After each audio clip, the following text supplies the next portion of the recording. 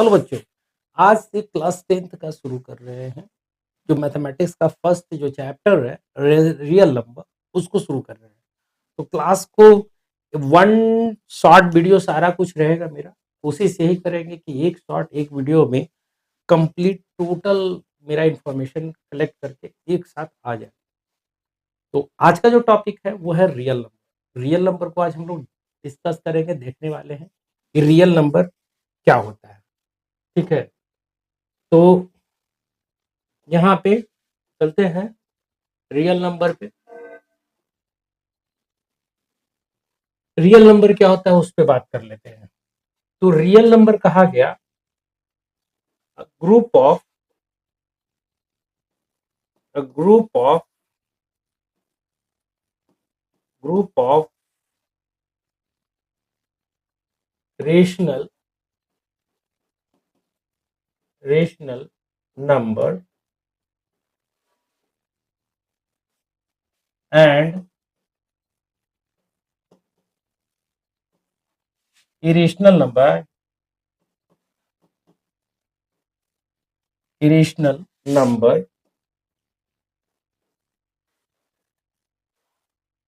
is called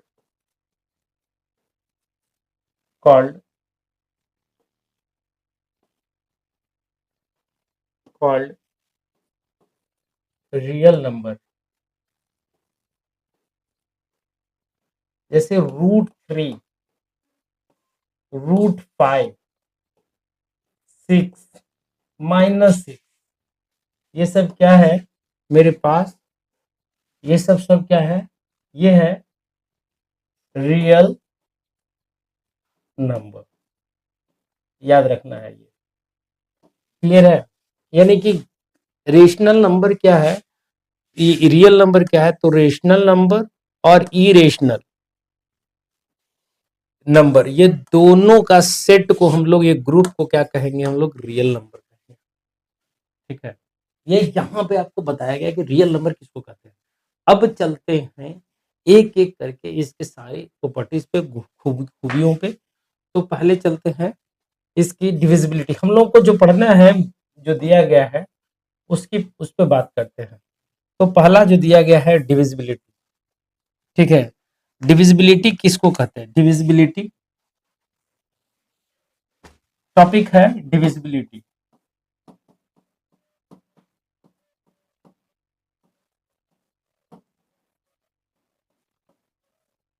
divisibility, ठीक है। Divisibility कहते किसको है? ये सबसे बड़ा रहा कि डिविजिबिलिटी का मतलब क्या और डिवीजन का मतलब क्या हुआ। तो एक एक करके इन सब सारी चीजों पे आज हम लोग जाने वाले हैं, ठीक ना। तो डिविजिबिलिटी पे चलते हैं। डिविजिबिलिटी क्या कहानी करता है? जैसे मान लो एक एग्जाम्पल के रूप में ले रहे हैं, देख लीजिएगा। एग्जाम्पल देखिए, एग्जाम्पल मान लो कि 25 है। 25 को हम 5 से डिवाइड किए तो कितना आया? 5। 25 यहाँ पे 0 कट गया, 0 आया। अब बताओ यहाँ पे ये जो है, तो ये डिविजिबल है कि नहीं? यानी कि हम क्या लिखें? 25 इज डिविजिबल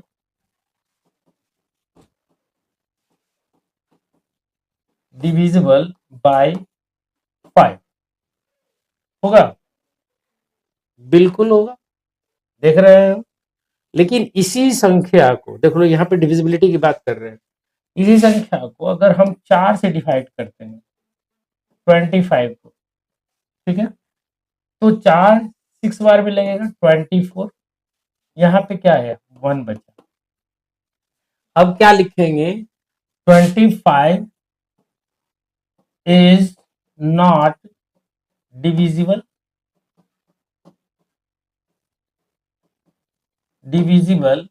बाय 4। 4 से डिविजिबल नहीं है, ठीक। यानी कि इसकी डिविजिबिलिटी चेक किए तो देखे कि 5 से डिविजिबल था।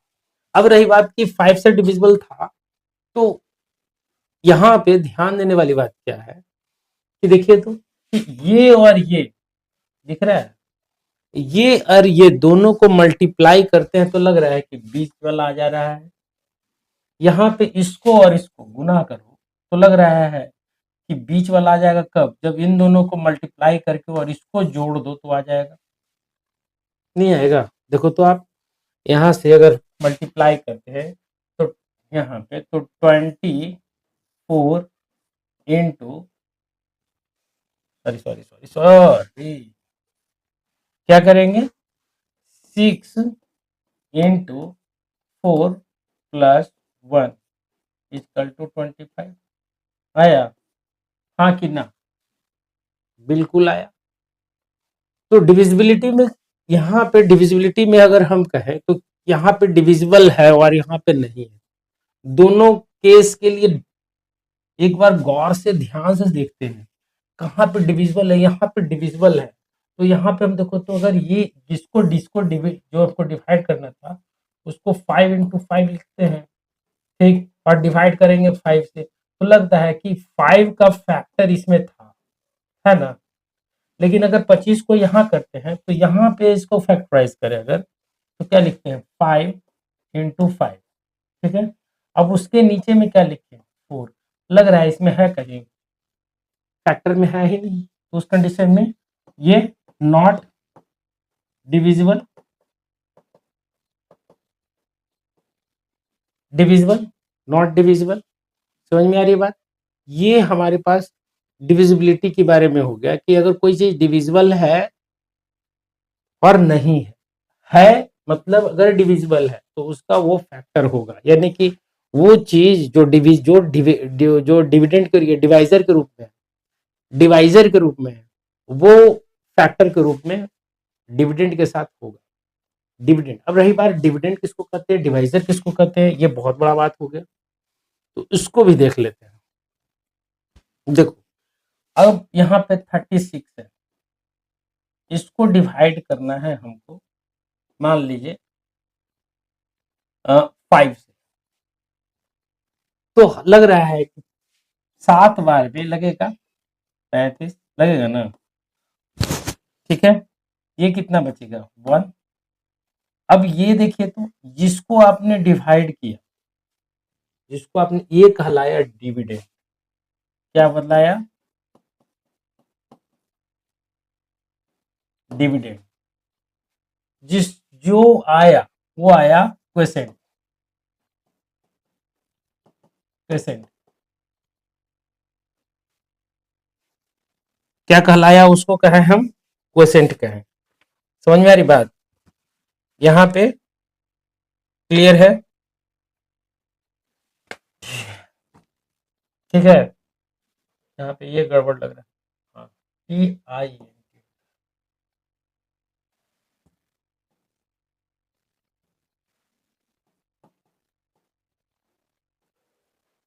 ठीक है क्वेश्चन, और ये क्या कहा रिमाइंडर,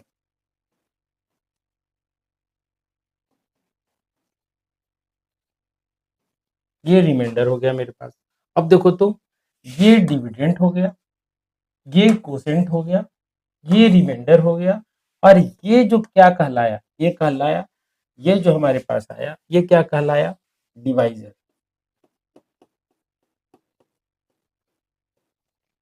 डिवाइजर, ठीक है। समझ में आ रहा है, ये डिवाइजर कहलाया, ठीक, क्लियर है, समझ में आ रही बात। ये डिविडेंड कहलाया जिसमें डिवीजन किया, ये क्वेसेंट कहलाया और ये रिमाइंडर कहलाया। अब देखो तो यहाँ पे अगर हम कहें कि इसको और इसको मल्टीप्लाई करते हैं तो इस चीज को यहाँ पे हम इसको ले लेते हैं,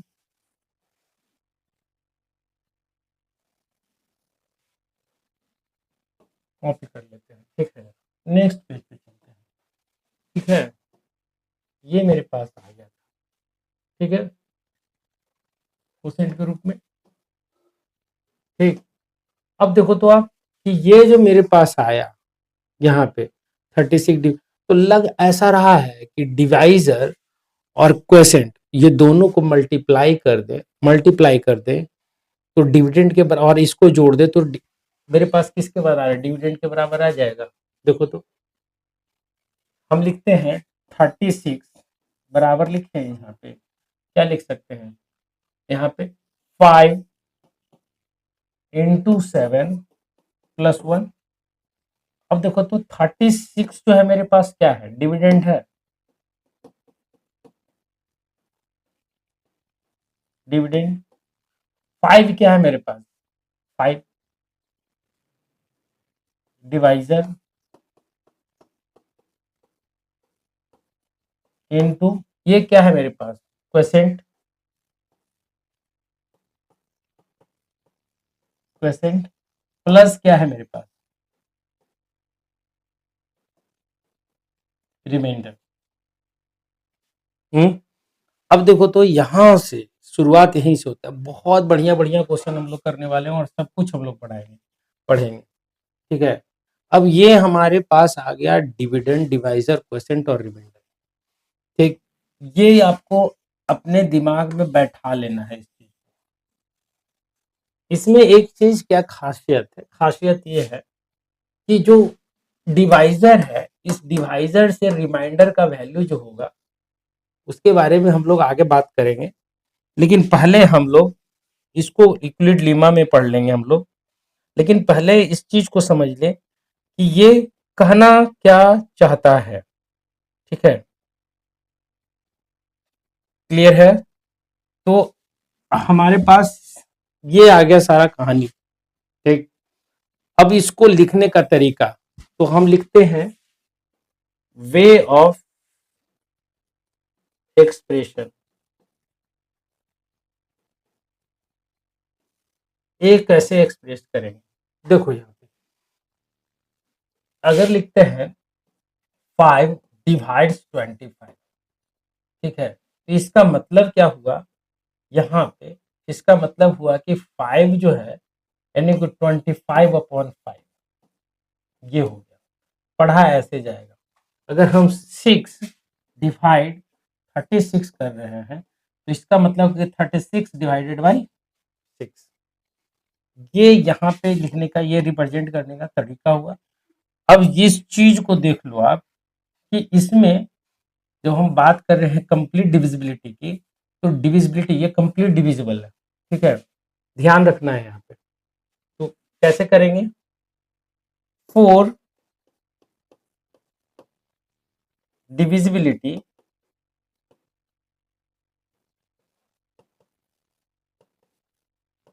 divisibility the remainder must be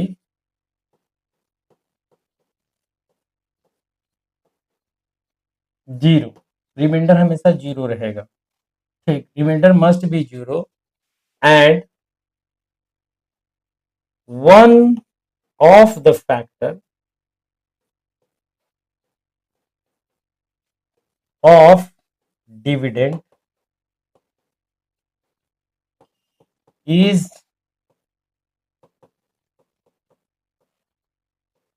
divisor. One of the factor क्या होगा, डिवाइजर होगा। कंप्लीट डिविजिबिलिटी के लिए फैक्टर में एक डिवाइजर जो है वो निश्चित तौर पर होगा। यहाँ पे यही बताया गया। ठीक है, अगर हम बोले कि 3 डिवाइस 36, हम लिख रहे हैं यहाँ पे 3 डिवाइड 36, ये मेरे पास दिया गया।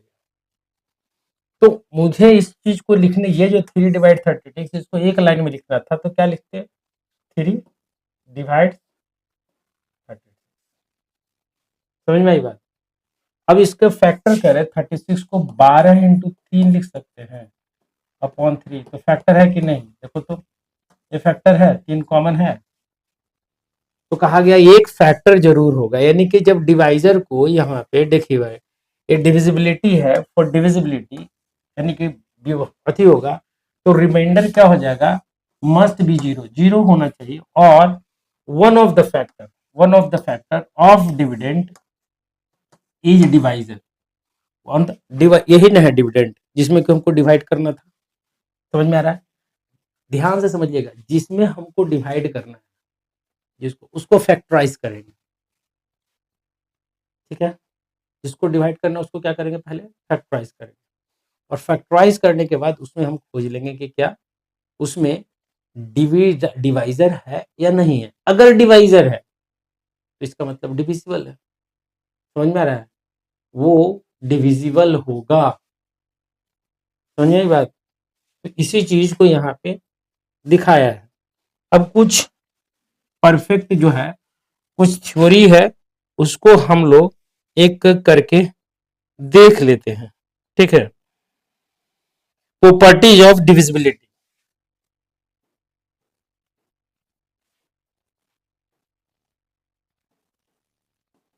प्रॉपर्टीज ऑफ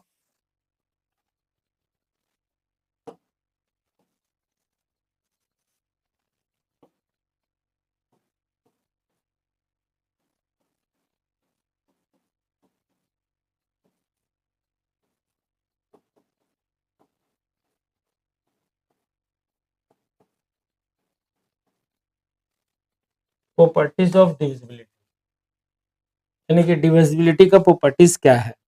तो इसमें हम डिविजिबिलिटी का प्रॉपर्टीज देखें तो पहला ये बोला गया, ठीक है, पहला बोला गया कि plus minus one divides every, समझे ना, every non zero integer, every non zero integer. यहाँ पे देख लोगे, बता दे रहे हैं, ये जो दिख रहा है ना, ये कुछ यूनिवर्सल ट्रूथ की तरह है। प्लस माइनस, देखो मान लो कि 5 है, 5 को डिवाइड करना है 1 से तो हो जाएगा, और 5 को डिवाइड करना है -1/5, ये भी हो जाएगा।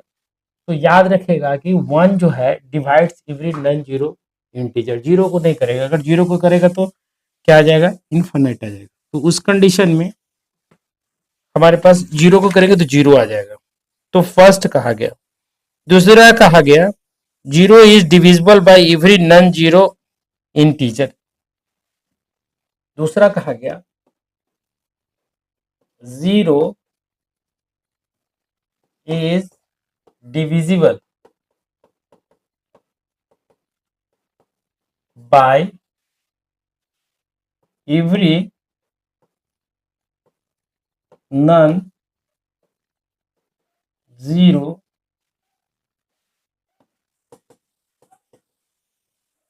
इंटीजर, यानी कि a डिवाइड्स जीरो, इस मीन्स कि क्या, कि इक्वल टू क्या हो जाएगा, जीरो। ए के बारे में कहा गया कि ये निगेटिव नहीं होगा, नॉन जीरो होगा।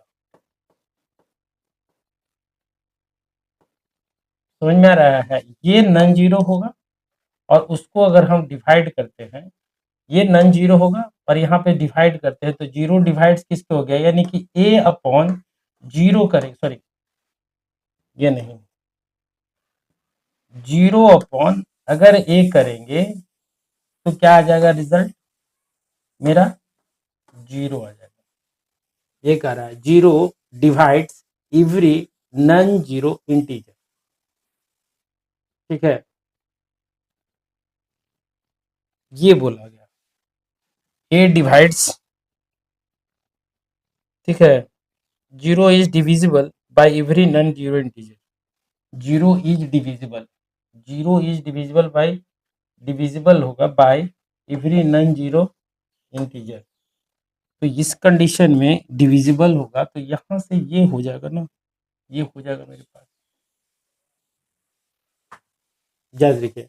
यानी कि जीरो को आप यहाँ पे चीज को समझ लो, जीरो को आप डिवाइड कर दे सकते हैं किसी भी संख्या से, ठीक है, रिजल्ट हमारा जीरो आ जाएगा। समझे? तो ये मेरे पास आया। ठीक है, आगे चलते हैं। ठीक, नेक्स्ट में कहा गया मेरे पास, नेक्स्ट में कहा गया थर्ड में कि zero does not divisible by any integer, zero does not divisible by any integer. ठीक, 0 0 ठीक है, is 0 does not divisible by any integer, non zero से होगा, ठीक।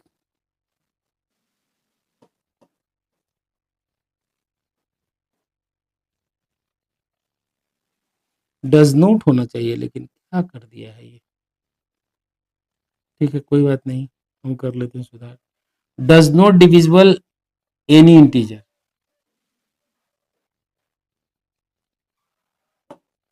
0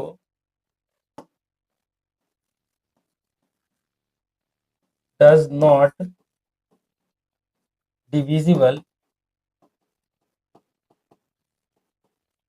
बाय एनी इंटीजर, ठीक है। चौथा, यानी कि 0 जो है does not divisible by any integer, किसी इंटीजर से नहीं होगा बल्कि नॉन जीरो इंटीजर से होगा, ठीक है। ये याद रखना है आप लोगों को, जो यूनिवर्सल ट्रूथ टाइप का है इसको यहाँ पे याद रखना होगा। कह रहा है कि if A is non zero integer and B is any integer, देखिए यहाँ पे कह रहा है पांचवा में, if A is non zero integer and B is any integer, ठीक है। ये नॉन जीरो है, ध्यान रखिएगा, ये नॉन जीरो है, मतलब ये जीरो नहीं हो सकता, और B is any integer and A divides B, समझ रहा है, समझ में आ रहा है, साज समझ में आ रही है बात, ए डिवाइड्स बी होगा, ठीक। यहां से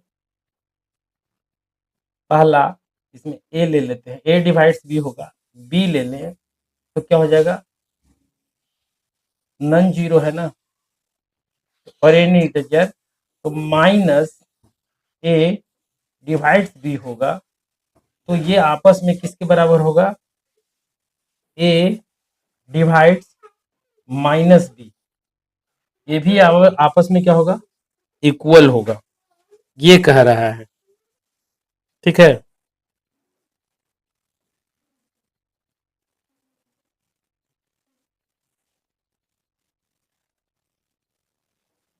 क्लियर हुआ, समझ में आया ये, तो ये भी हो सकता है, एक सी कंसेप्शन हो सकता है, माइनस ए डिवाइड माइनस बी, ये भी हो सकता है। ये तीन कंडीशन है, ए बी अपॉन ए हो सकता है, जैसे कि इसको एग्जाम्पल के तौर पे अगर दिखाएं तो क्या दिखाएंगे, 5 अपॉन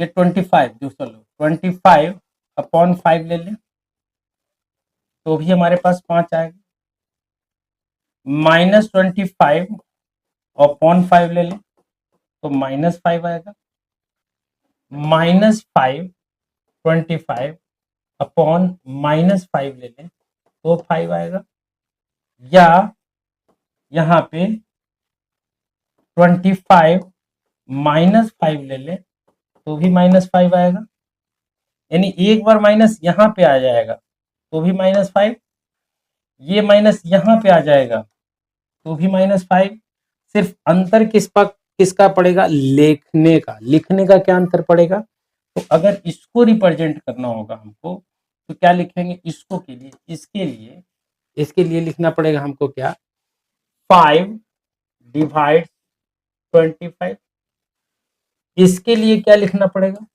इसके लिए यहाँ पे -5 डिवाइड 25 माइनस 25, इसके लिए क्या लिखना पड़ेगा, इसके लिए यहाँ पे 5 डिवाइड -25, और इसके लिए क्या लिखना पड़ेगा, 5 डिवाइड -5 डिवाइड्स 25 देख रहे हैं।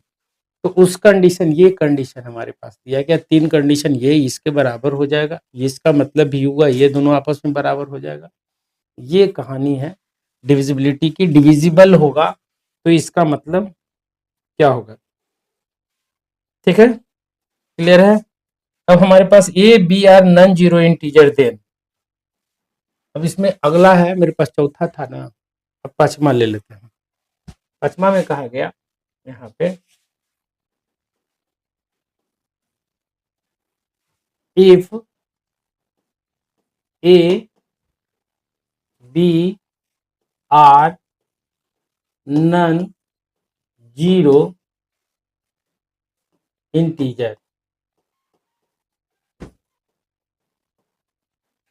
ठीक है, देन ए डिवाइड्स बी, समझ में आ रहा है, यानी कि बी, ए डिवाइड्स अगर बी है, इसका मतलब क्या हुआ आप समझ रहे हैं, बी डिवाइड्स ए हो और बी डिवाइड्स ए हो, तो इसका मतलब क्या हुआ, ए बी, बी डिवाइड्स ए हो और बी ए डिवाइड्स बी हो, एंड गुना ले लेते हैं, ठीक है, क्लियर है।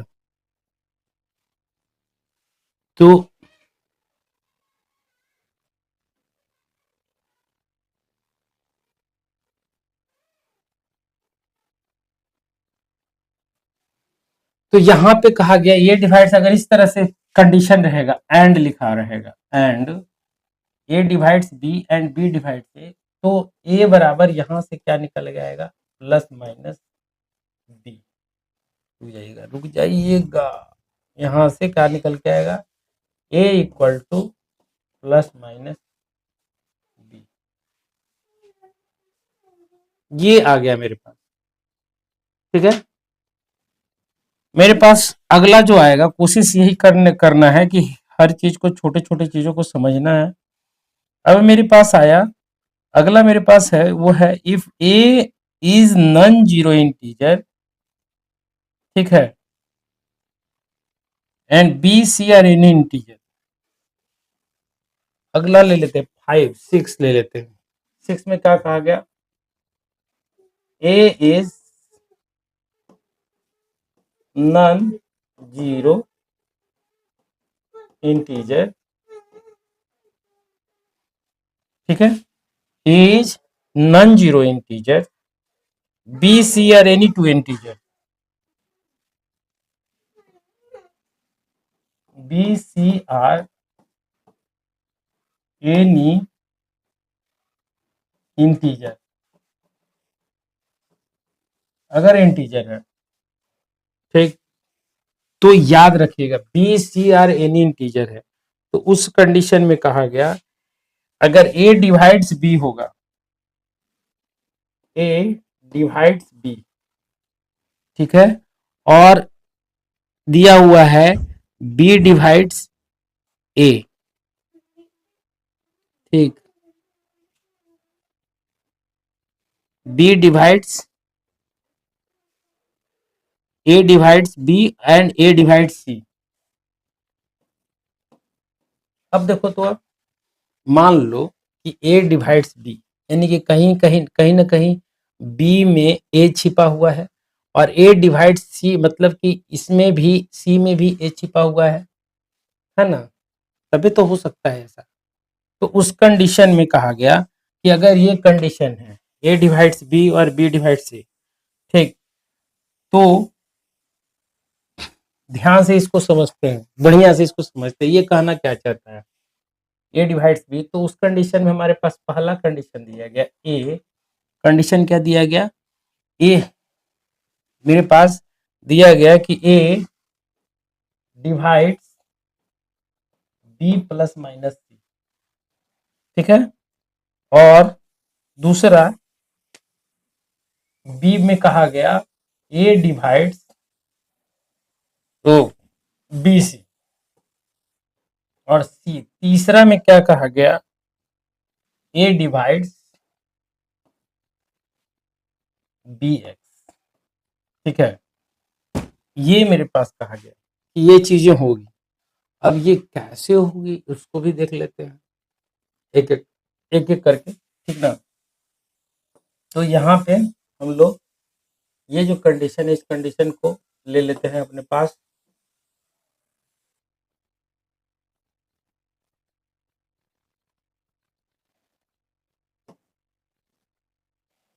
अब चलते हैं नेक्स्ट पेज, ठीक है? ये मेरे पास था कंडीशन।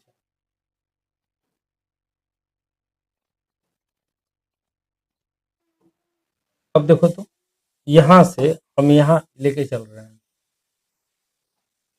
ए बी ए को डिवाइड कर रहा है और सी को ए डिवाइड कर रहा है, दोनों को। तो ए प्लस बी प्लस सी मान लेते हैं, लेट, ठीक, ए बराबर, ठीक। तो यहाँ पे इसमें कहीं ना कहीं ए तो है फैक्टर के रूप में, कहीं ना कहीं तो कुछ ना कुछ तो है, तभी तो कंप्लीटली डिविजिबल है, रिमाइंडर कुछ बचा ही नहीं है, क्वोशेंट रिमाइंडर कुछ नहीं बचा है, क्वोशेंट के रूप में ये मेरे पास है, कंप्लीट डिविजिबिलिटी की बात कर रहा है। तो आप देखो तो ए डिवाइड बी है, ठीक। तो हम इसको लिख सकते हैं ए इंटू के, ठीक, और ए के बराबर मान लिए बी, ठीक है, ए के बराबर क्या मान लिए बी, ठीक। तो यहाँ से ये ए के बराबर बी है, तो यहाँ पे देखिए तो आप बी बराबर हम लिख सकते हैं कि बी, बी डिवाइड से, देखो यहाँ पे इस तरह से,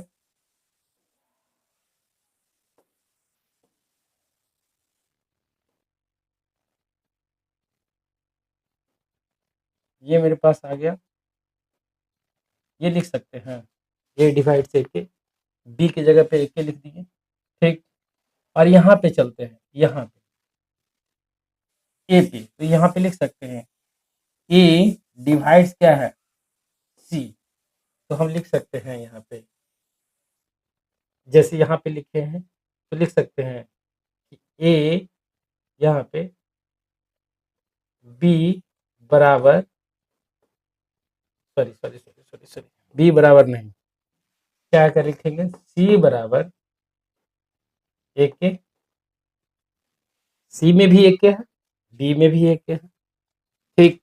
अब देखो तो आप, ये आ गया मेरे पास, पहला प्रूफ करते हैं, ठीक है, इसको पहले का प्रूफ करते हैं, फर्स्ट ए जो मेरे पास दिया था कंडीशन, उसको लेके चले। ए बहुत ज्यादा हो जा रहा है, इसको हम लोग नाम अलग अलग देते हैं, इसका नाम देते हैं, इसका नाम देते हैं एक, इसका नाम देते हैं दो, और इसका नाम दे देते हैं तीन, ठीक है, अच्छा रहेगा। अब यहाँ से चलते हैं, क्लियर है, समझ में आ रही बात? A divides b, a divide c, अगर डिवाइड कर रहा है तो बी में भी ए होगा, तो बी बराबर एक के लिख लिए, और सी में भी एक के होगा तो सी बराबर एक के लिख लिए, ठीक है। अब यहाँ पे हमारे पास आ गया, मेरे पास फर्स्ट जो कंडीशन है उसको ले लेते हैं यहाँ पे, इसके अनुसार। तो यहाँ पे जो दिया हुआ है, क्या दिया हुआ, ए डिवाइड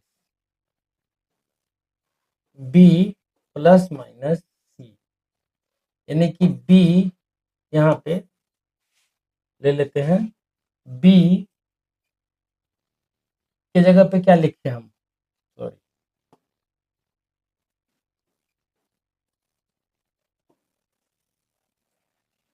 यहाँ से देखो, यहाँ पे ये आया।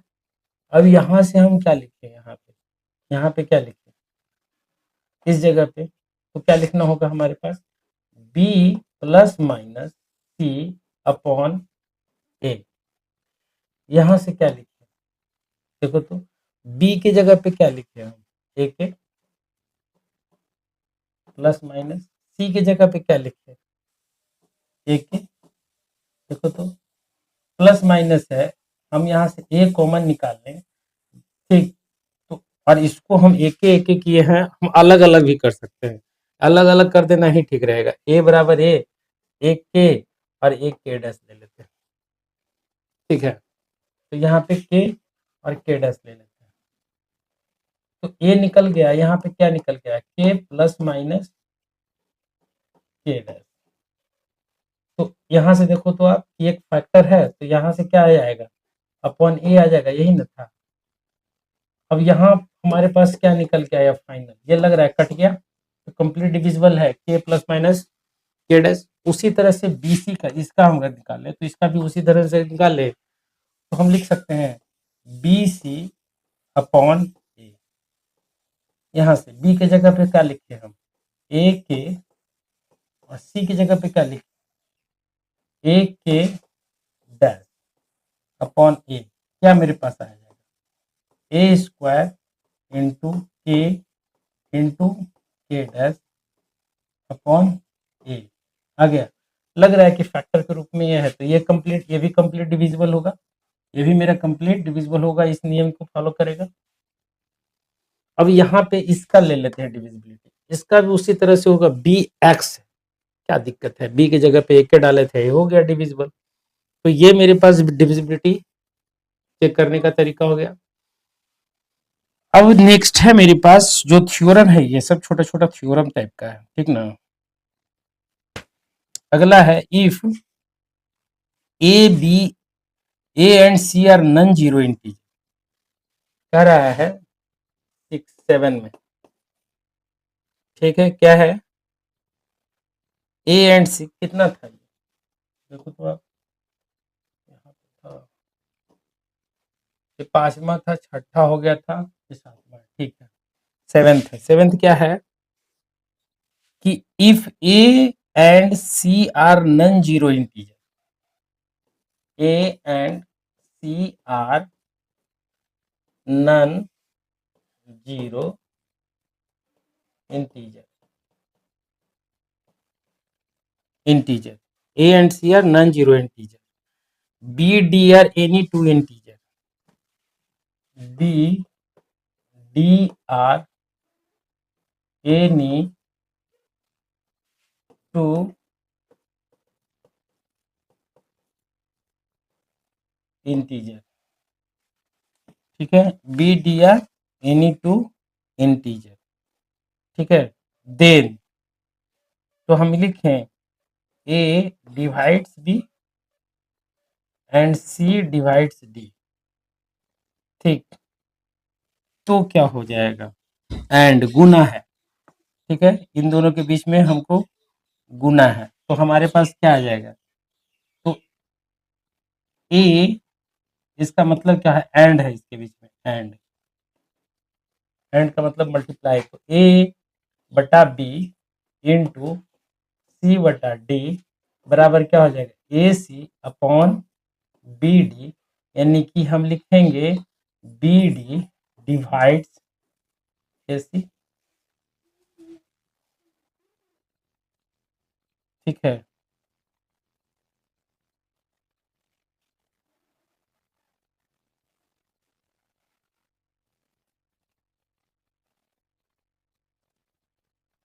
क्लियर है, बी बाई,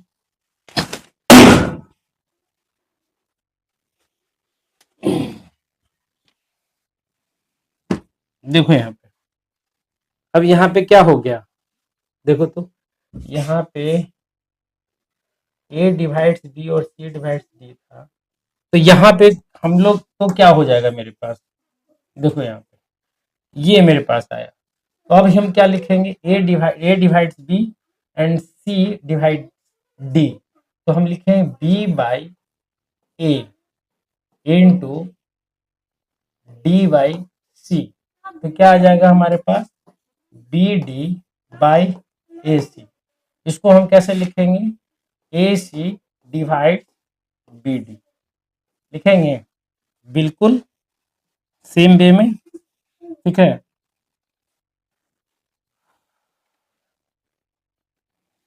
अब ये था मेरे पास डिविजिबिलिटी चेक करने का तरीका, क्लियर है।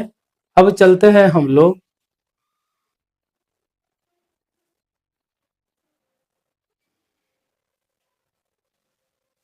Euclid Lima. ठीक है, तो हमारे पास क्या है, मेरा आज का फिर अगला टॉपिक क्या है मेरे पास, तो उसको लेके चलते हैं। Euclid division Lima. यूक्लिड,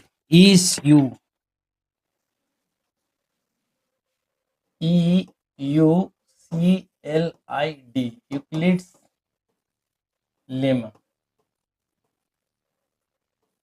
ये क्या है? यूक्लिड्स डिवीजन लेमा है।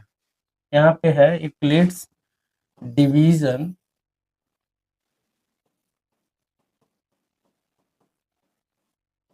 Division lemma.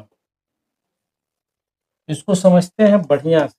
ठीक है, यूक्लिड्स डिवीजन लेमा कहा गया। लेमा का मतलब क्या होता है समझ लो। लेमा का मतलब क्या होता है इसको समझ लीजिए। लेमा का मतलब हुआ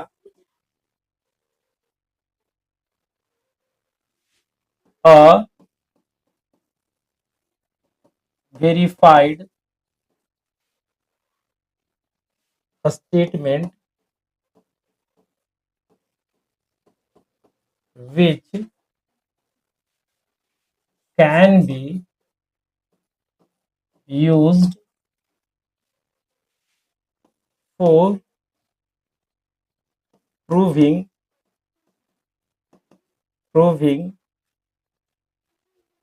of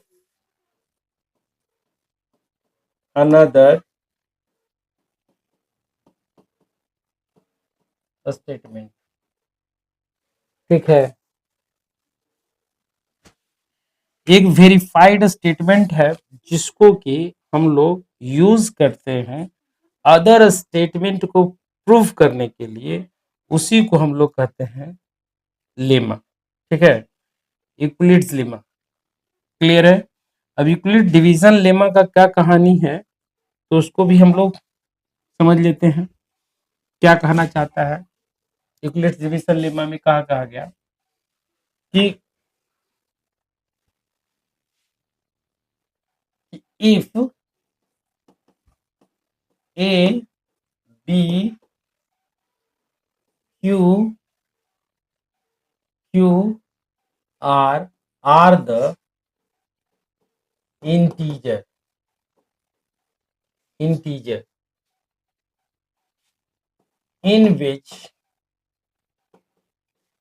in which देखो यहां पे कहा गया in which b divides a। ठीक है, b किसको डिवाइड्स करेगा? a को, यानी कि b by A. b divides a with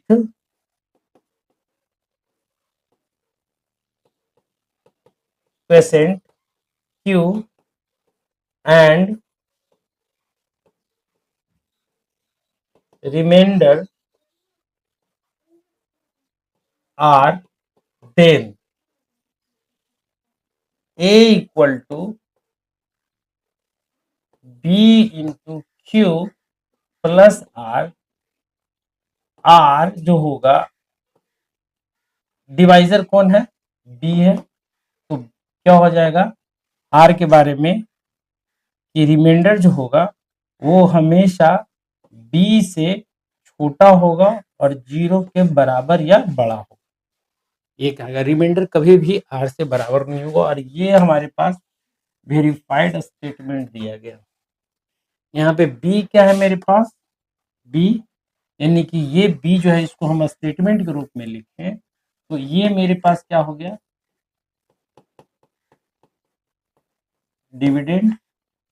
ये बी क्या हो गया? डिवाइजर। क्यू क्या हो गया मेरा? क्वेश्चन। आर क्या हो गया मेरा?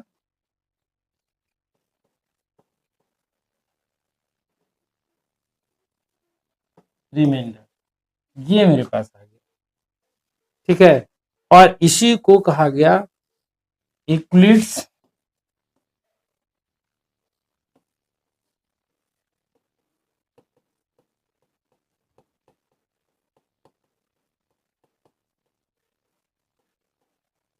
लेमा, ये कहा गया। ये बहुत ही महत्वपूर्ण है। इस पे हम लोग बहुत सारा क्वेश्चन करेंगे। कैसे क्वेश्चन करना है, उसको एक-एक थ्योरम को हम लोग बढ़िया से समझते हुए चलेंगे। देखो यहाँ पे, ठीक है, जैसे कि क्वेश्चन दिया हुआ है, कुछ थ्योरम है यूक्लिड डिवीजन लेमा का। पहला जो स्टेटमेंट है वो तो हम बता दिए। अब इसका हम प्रूफ करना चाहेंगे तो प्रूफ भी कर सकते हैं, ठीक है।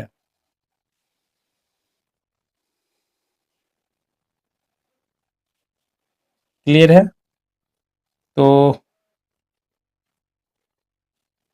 जैसे यहाँ पे क्वेश्चन है, क्वेश्चन से ही इस चीज को वेरीफाई करते हैं। प्रूफ तो कम आता है ले करने को, प्रूफ करने करवा अगर आएगा तो अर्थमेटिक प्रोग्रेशन, क्योंकि एपी हम लोग को पढ़ना है, सिलेबस में, हमारे सिलेबस में एपी डाला गया है, तो एपी पढ़ना है, तो एपी का यूज करते हुए हम प्रूफ कर सकते हैं, ठीक है, याद रखिए।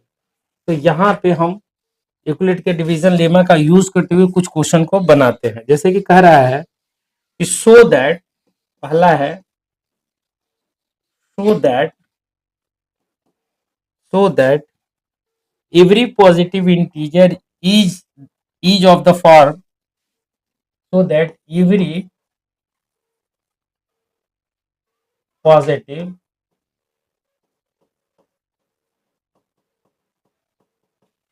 integer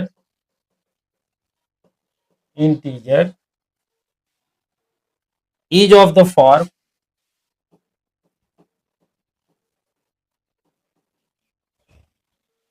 form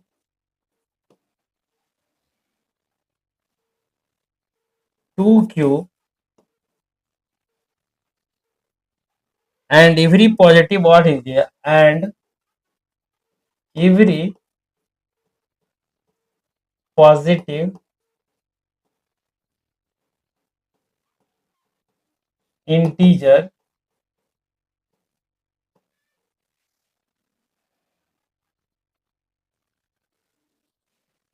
integer in the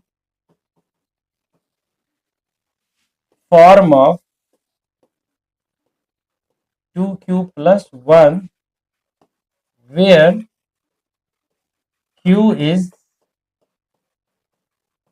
any integer।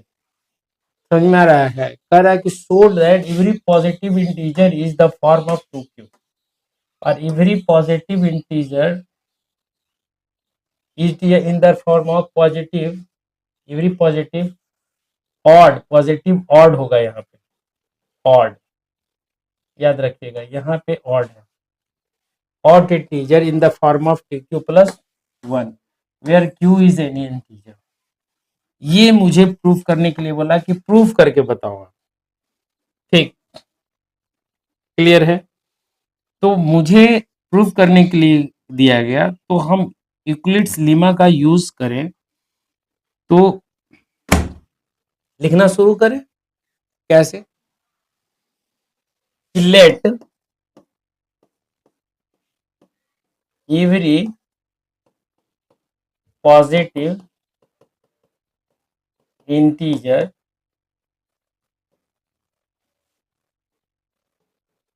In the form of 2m, ठीक है, 2m के रूप में है, ठीक है, एवरी पॉजिटिव इंटीजर कितना है, 2m के रूप में है, ठीक, मान ले रहे हैं हम, क्लियर है?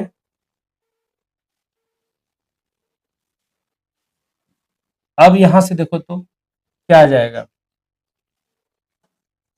2m, नौ, 2q दिया हुआ है, तो लिखे हैं यहाँ पे लेट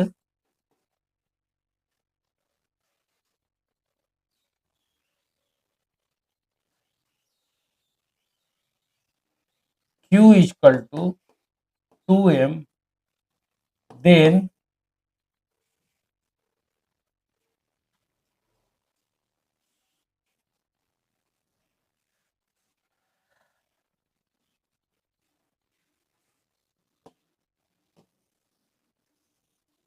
देखो यहाँ पे हम लोग करेंगे क्या, यहाँ से ये मेरे पास क्वेश्चन दिया हुआ था, हम क्या किए कि कह रहे हैं ये मेरे पास क्वेश्चन दे दिया, ठीक है, ये मेरे पास क्वेश्चन दे दिया और बोला कि इसको प्रूफ करके दिखाइए। क्या बोला गया? प्रूफ करके दिखाइए। ठीक, तो हम प्रूफ कैसे करेंगे पहले ये बता दें। प्रूफ कैसे करेंगे? तो प्रूफ करेंगे यहां से, कैसे शुरुआत करेंगे जो बता रहे हैं। लेट मानते हैं A be the integer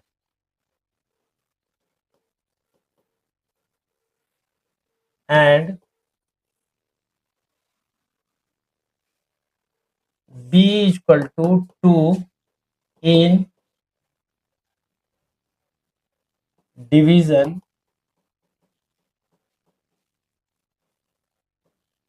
lemma। तो a बराबर क्या लिखते हैं? 2 q प्लस r, और r कहां से कहां तक लाई करेगा? 2 और 0 के बीच में, ठीक है। तो यहां से शुरुआत करते हैं हम, ठीक है। ये मेरे पास आया, पहले हम कहें let when r equal to 0। तो r बराबर अगर 0 लेते हैं तो a बराबर क्या आ जाएगा? 2q। ठीक, 2 इज फैक्टर ऑफ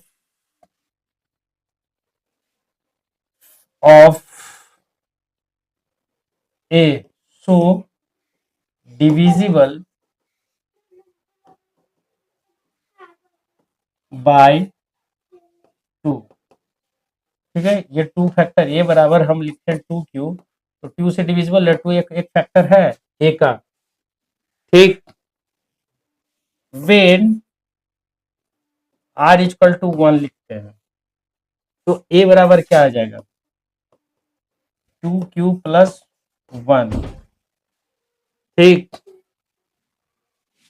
हम लिखे 2 is not factor of a but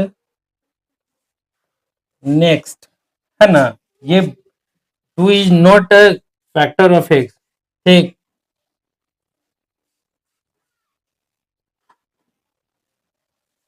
not factor of a but even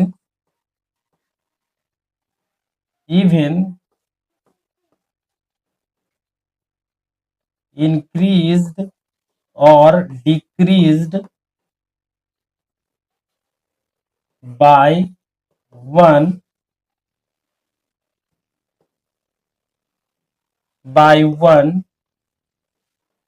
to gives odd number। अब देखो तो यहां से हो जाएगा मेरे पास, यहाँ पे क्या आ जाएगा? ये ऑड नंबर हुआ। क्लियर है? यानी कि हमारे पास सिंपल तरीके से हम इसको प्रूफ कर लिए, उसी तरह से हम आगे भी करेंगे। तो आज का वीडियो आपको कैसा लगा मुझे मेरे कमेंट सेक्शन में जरूर बताइए, और